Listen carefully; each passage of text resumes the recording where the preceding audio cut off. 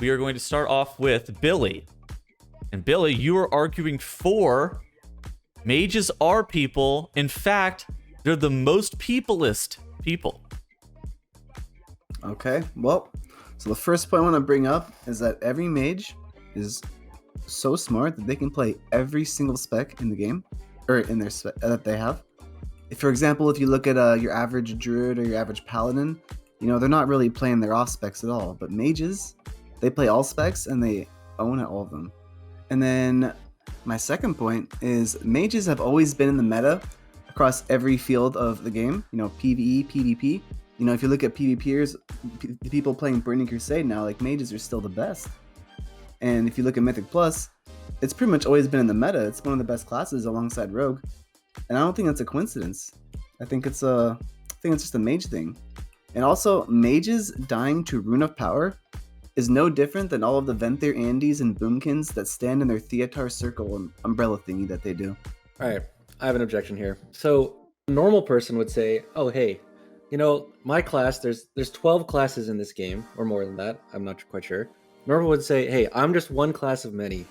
When it's my turn to be in the meta, I'll take my turn. A mage who is not a person says, oh, it's normal for my class to be meta in every form of the game, every patch, starting from BC until now. Yes, I agree. All right, I will give 1 point to Billy for his stance and 1 point to YoDa for that. Okay. Billy, I did not give you a point for the initial one because you're shitting on Moonkins, and I don't like that. Oh my god, no. This is biased. This is the corrupt court, like you said. Corrupt court, yep. Okay. Well, like I said before, I don't think it's a coincidence. I think mages are attract the smartest people to them compared to most classes. So that's why you know, they're always trying to do these crazy things to min-max their damage, like standing Rune of Power, or like, you know, say their Icy Veins is 10 seconds, they pull for the tank. So there's reasoning for it. You know, they're just trying to pump the damage. Can you explain 1 point a little bit better for me? They pull for the tank. Can you explain how that makes them the most peopleist people? Well, if you want to do the fastest key, you need to have your class. You need to play around your classes to do the most damage. That's how you time the best keys. Is when you are playing around your classes. Similar to how, like, you know, people play around Fire Mage, but like Frost Mage, they always need to have a refresh on their cooldown. So like, they need to be pulled around. So that's why they do that. Is, you know, people just don't understand that. Yeah. People don't understand that because that's not people. No. That's mage shit. I see a person would wait for the tank to pull. Hold on, you already objected. You've already objected. Okay. I'm not awarding any points for that. Keep going. Oh my god. Okay, let's see. What about mage CC and mage usefulness? Mage CC and mage usefulness? Well, you know, mages sadly lack a stun. However, they bring pretty much everything else to the table. You know, they got a little disorient, and they got a root. So they got to use all these to, you know, kind of control ads and stuff. So like, you know, that's a little tough there. You know, sometimes you got to look at the timers of all your CC to make sure your Novas and your DBs, like the first boss of Plaguefall, for example, you kind of like can solo that as a mage. So it's a little, you know, it's like doing the Mona Lisa when you're doing that. Yeah, I'll give you a point for that. Mona Lisa. I don't know if that's how I would refer to that, but all right. That's how my team refers to anything that's like a perfect thing, right? Oh, I see. Like, for example, a perfect route. They always call it the Mona Lisa when we're doing MDI. Mages technically play some kind of role as a healer in a sense that they are dispelling. So it requires, you know, two different kind of awarenesses, if that makes sense. For example, like if you're doing the first pull of halls and there's just like, you know, 5 curses going off, you kind of have to like act as a healer and like manage the dispels. If you're healer, like if you're playing with a paladin who can't dispel, you kind of have to like, you know, let people know when to use their immunities and stuff. Okay, I'll give you a point for that. Is that all? This one's tough. I'm still thinking. This one's tough. Because there's evidence presented, so this is a tough one. Most of the time, Fire mages and arcane mages are very cooldown based classes, so it's pretty critical that you focus on doing your globals perfectly, similar to like how a druid does, to like maximize all your damage. So sometimes, things happen. So and it happens to everyone, I think. Even Moonkins, as the evidence has been presented, all tier. Hopefully the corrupt court will see past that Moonkin statement. Can you run this by me why that makes them the most peopleist people? Because it happens to everyone. But why does that make you better than everyone? Not better, the same. All right, I'll give you 1 point for this. Okay. Give you 1 point for this. All right, YoDa, you are arguing against mages are people. In fact, they're the most peopleist people. All right, so Billy says it's a normal thing for a mage to pull for the tank and expect to be played around. So let me tell you what a normal person does. Like a person, someone I would consider one of the people.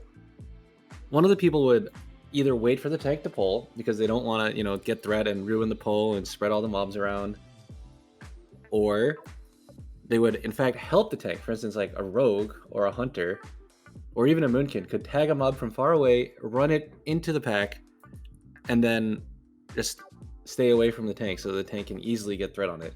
However, a mage is not considered such thing. The mage is not one of the people.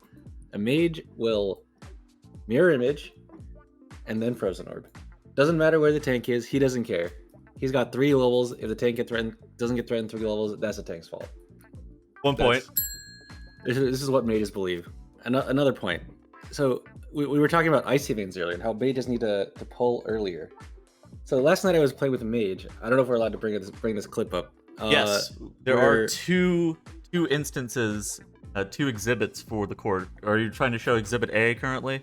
I guess this would be Exhibit A, yes. So in Plaguefall, it's a common strategy to go past the first boss without killing him first, and then kill all the mobs around one of the red slimes, and then bring the red slime up, kill it in the first boss room so everyone gets the haste buff.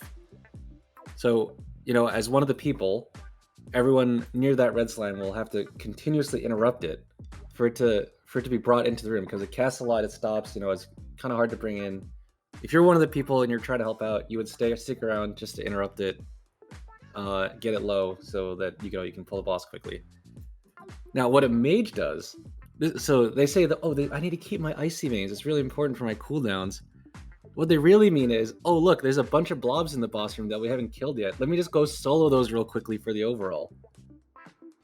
Wait, where? Dude, look at him! Mages are so not people! Okay. Is that what he's doing? He's over there preaching. He says, this. "Oh yeah, I need to farm my icy veins," and he was hoping we wouldn't notice. Like we're just sitting there. Everyone's like, "Okay, my kick. Okay, your kick. All right, Cryptic's next." And then he's like, "I can't. I'm farming my icy veins." 5 seconds later, we peep over the hill. Where is he? There's a rune of power down. Yeah, rune of power definitely helps farming icy veins, by the way. There's a rune of power down. Blizzard, frozen orb, and all the blobs are just chasing him around. Okay, I'll give you 1 point for this. All right, next. We were talking about how mages have to min-max around their very hard to play cooldowns with combustion. There's a lot of very difficult buttons in that rotation. Have to change it up a lot. Fire blast, fire blast, fire blast, fire blast, fire blast, fire blast. Pretty complicated. Objection. At least in VFA. Okay. Objection. Continue. The meta of Fire Mage changes every season in terms of ratings, so the combustion is changed every season. So it's not just the Fire Blast Pyro. There's a little more in there. Okay, I'll give you 1 point for that. All right. While it may change every season, it's every season, man. How long is the season? How long have we been in this season in Shadowlands? Okay. Anyway, so granted, you have this insane, super powerful. This is the all my damage button. I'd say it's pretty important before you push it to make sure you're targeting the right guy. Let's say you're one of the people, like you're a rogue or a monk. A stray backstab, eviscerate, or tiger palm goes on the wrong guy. It's fine. You're not ruining your rotation. You're not ruining your damage. But for a mage, I'd say it's very important that when you're doing, all of your damage in one button, which is insanely overpowered, that you're hitting the right guy. So we're going to turn our attention to Exhibit B.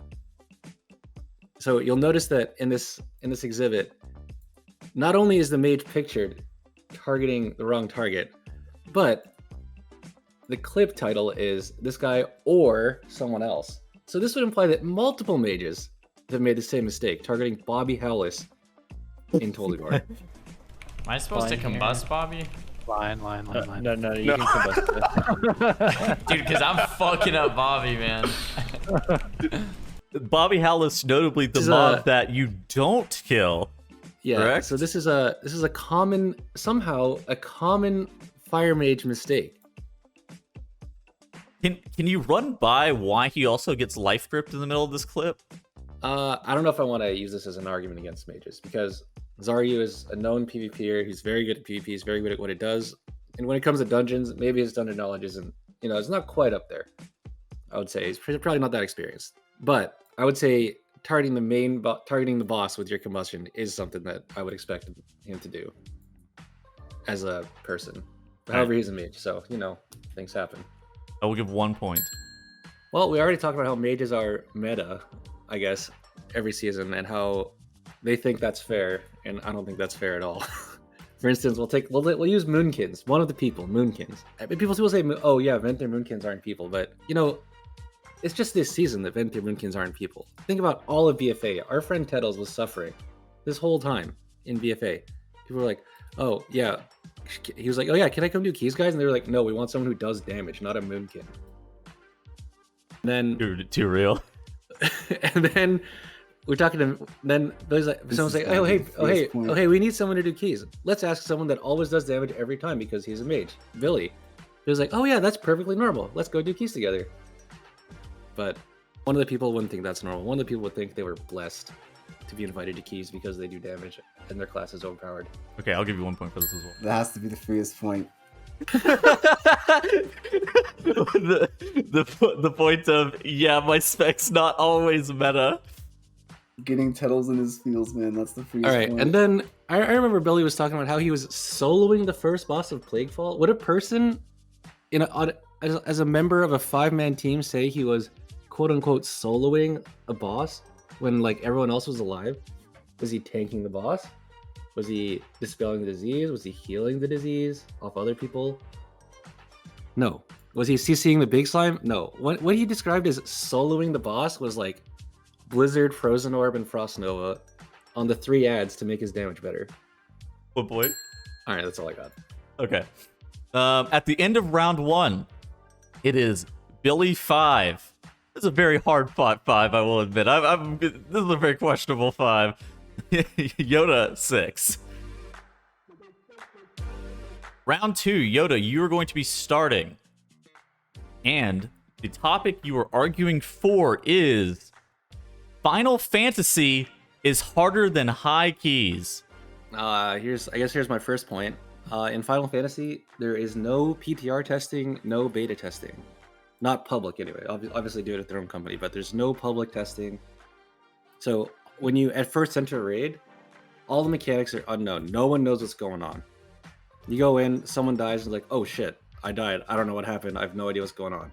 So you have to figure it all out for yourself. Whereas in High Keys, not only was there beta testing, extensive beta testing, at least for Shadowlands, you also have to see what everyone else is doing. So you're just copying it, or not copying it. You can see what they do. You can decide what if you like it or not. Most people, I would say, just look at what other people did, and then just copy it straight up. Global for global, pull for pull, cooldown for cooldown. They just straight up copy it. Can't always do that in Final Fantasy. Okay, 1 point.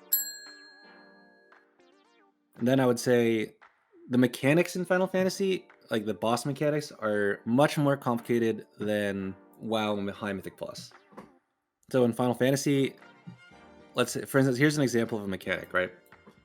So the first mechanic is everyone has to run to a set spot outside the room to drop their puddle. Obviously, now we know it's a set spot, but before the boss would just say, oh, I'm casting Pitch Bog, and then you have to figure out what to do for that with yourself. So anyway, so everyone runs to a set spot outside the room. Then they run to the middle for a series of dodges. These dodges are, so the boss will raise his right hand, but he'll also spawn a shadow. So you have to dodge, and then he'll do this like 4 times in a row. So you have to dodge, let's say he's raising his right hand and the shadow spawns like on the bottom side of the room, you'd have to dodge to the left. Then it spawns on the top side of the room, and his right hand is raised. So you dodge to the right because he's going to slash the left hand. So he does this like 4 of these slashes in a row. So you have to figure out all 4 of them in a row. And then you have to run to the side of the room, walk into your puddle, which you'd have to figure it out for yourself. So you have to walk into this. You walk in your puddle, spawn a shadow, and then he'll also spawn a bunch of towers that need to be soaked. So there's 16 total spots for the shadows and only 8 players. So basically what you have to do is you have to make your shadow into one of the towers, so that shadow's soaked in your tower, and then you have to go into another tower. And you have to do that in groups of 2.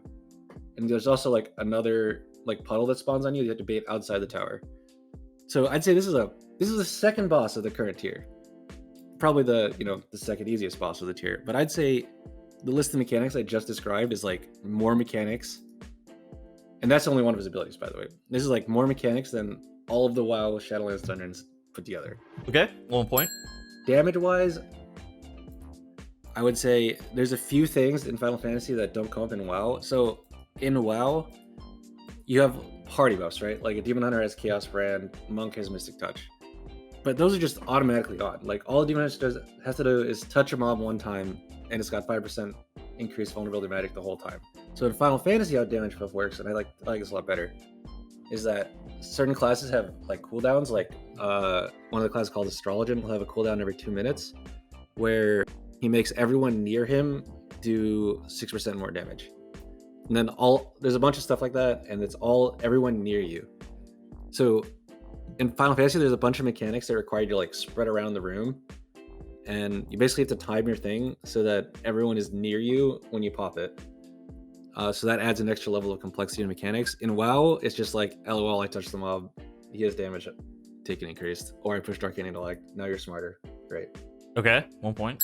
All right, and then at least for melees, in WoW, it's more about you just like solve a math problem. You put your buttons in the right order and you do damage. But in Final Fantasy, it's a little bit more difficult because a lot of your abilities say, oh, if you hit from the back, you do 500 damage. But if you hit from the side, you only do 400. And then naturally, the boss is an ass, so he's gonna say, oh, everyone behind me. Objection? Okay. Don't melee in WoW work like that? Doesn't like rogue in all classes, they can't parry bosses, right? For example, like a very high last boss of halls, don't you have to be behind the boss at all times as a melee? Or even like if you're a mythic pluser who abuses the weapon swap that Windwalkers did in the MDI, where you can swap mid key, which you normally can't if it's your weapon, from say the blood spiller weapon, like a stat weapon, to the claw weapon from raid. Little things like that. It actually matters your positioning as well. Okay, I'll give you 1 point. Continue on, YoDa. All right, so I'd say, well, positioning does matter a little bit in WoW, especially in high keys. It's not as prevalent because while you have some things like backstab will do a little bit more damage if you're behind them, which is like a very small portion of your damage, and then the claw weapon, you have to be behind them. These are just like, you have to be behind them, and then behind them is very, very broadly defined. It's just like if you're in his hitbox, you're probably behind him. You have like 180 degrees to work with. But in Final Fantasy, there's like behind and flank, so it's only 90 degrees, so you have a lot less room to work with.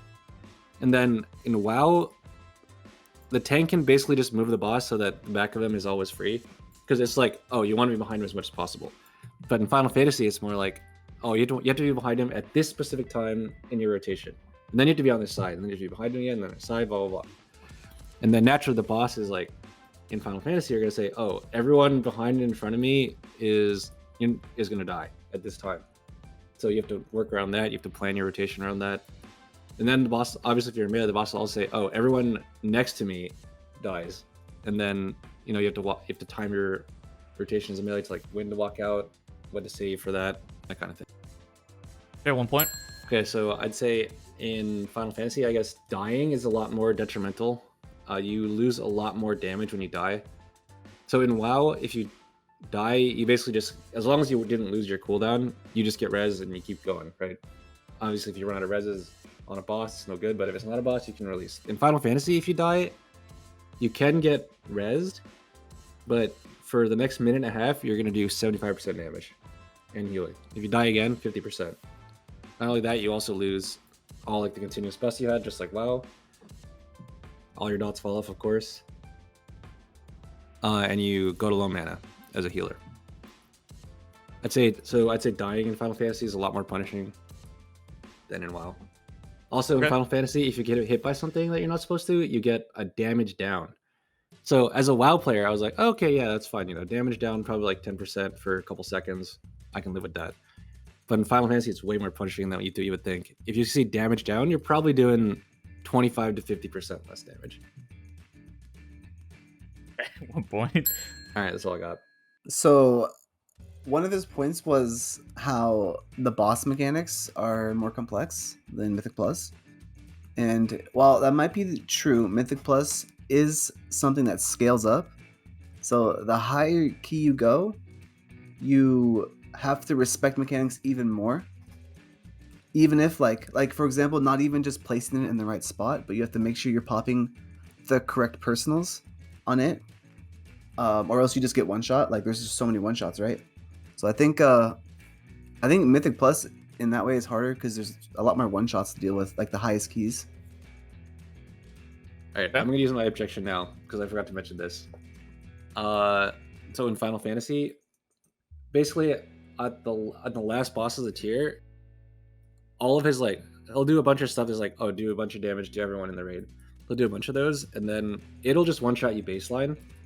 But everyone in the raid has their tools to deal with it. Like a mage will have something called Addle. It's for the next 15 seconds, that boss does 10% less damage. And a tank will have for the next 10 seconds, the boss does 10% less damage.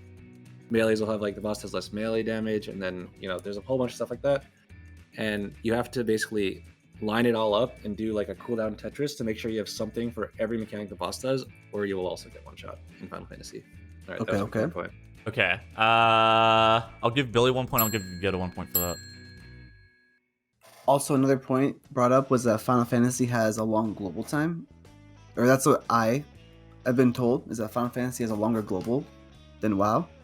And I think if you're playing a class maybe like Outlaw Rogue or something, or something that presses a lot of buttons, I think the globals could be you might have to press more buttons, a bunch of different buttons compared to Final Fantasy. And also the higher key you Mythic Plus is scaling really high, so the higher key, the hard thing is that the higher key you go, you meet these damage checks where if you don't do enough damage, you wipe to the pack even if you played it perfectly.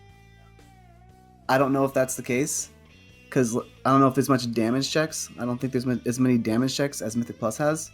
High key, where you're kind of speed running. Okay, I'll give you 1 point.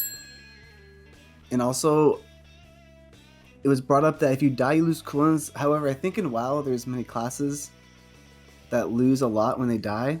For example, a Boomkin, if they die during their cooldowns. It all depends when you die, but, a Boomkin dying, a Frostmage dying. I think a lot of Warlock classes dying would be really bad. So I think, the dots falling off kind of transfers to WoW, too. Okay, I'll give you 1 point for that as well. That might be all I got. All right. If that is all you have, then the results are in.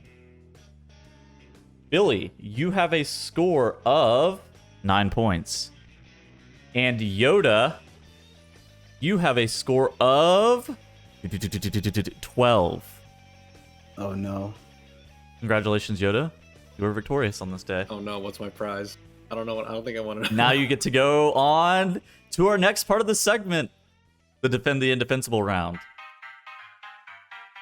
For this, YoDa has 60 seconds. I need to pull up a timer because I was not prepared. YoDa has 60 seconds to be able to argue something that is very, very difficult to defend. And if he is able to convince me in 60 seconds that this, in fact, is true, then he will be declared champion. Are you ready? All right, let's go. Okay, 60 seconds starting after I finish reading this.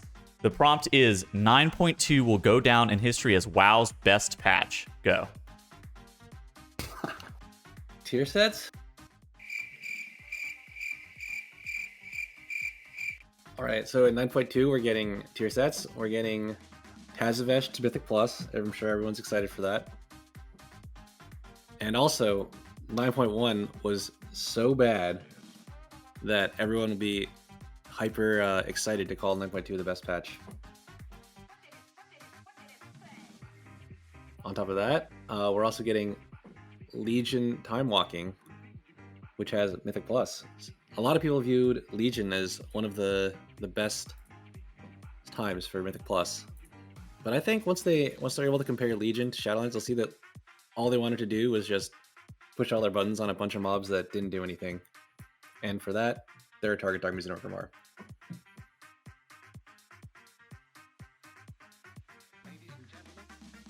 That's all I got. All right, your time is up. I'm gonna go ahead and say that was not convincing enough. Sabrina I had no shot, man. Yes, 9.2. Dude, the moment I read it, Billy just lets out an audible laughter. All right, that's gonna be it for us today. Thank you, YoDa and Billy, for coming on. It was a lot of fun. Thank you. Appreciate it. The court approves. Today's court is adjourned. We'll see you guys in the next video. Goodbye. No farming. Wait, where? Dude, look at him. Mages are so not people.